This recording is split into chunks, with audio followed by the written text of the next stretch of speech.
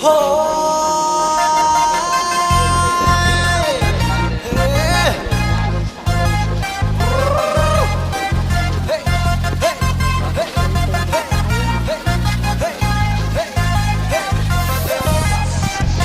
ោបពេចស្រោបពេលយប់ដេកចេះតែព្រួយចិត្តស្រោបពេចស្រោបពេលថ្ងៃដេកចេះតែខ្វល់ចិត្ត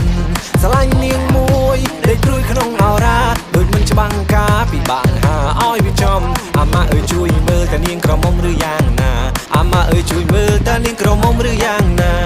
ឯងពិបាកស្មានព្រោះ$30ហើយក៏មិនហ៊ានថាវវគេទាំងបែកមាត់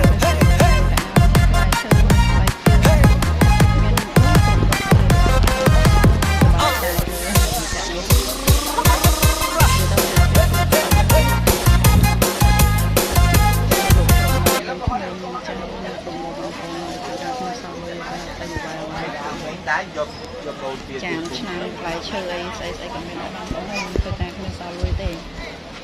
អធិស្ឋានផងបងចាស់រូបទៅរូបភាពអីជួយ like ជួយ share ផងខ្ញុំសូមជួយលើណាបងប្អូនខាងធ្វើការនៅរោងចក្រការវិញណាសบายបងប្អូនមានមិនខុសខ្ញុំកំណានមួយជាចាំទៅបងប្អូនស្គាល់ចូលធ្វើការនៅឆ្ងាយជិលអីដែលធ្លាប់ធ្វើដល់វិញឆ្នាំក្រមនៅពី3ឆ្នាំទៀតណាចិត្តឆ្ងាយវាឲ្យមកទីមកបែបណានៅបានយើងបាន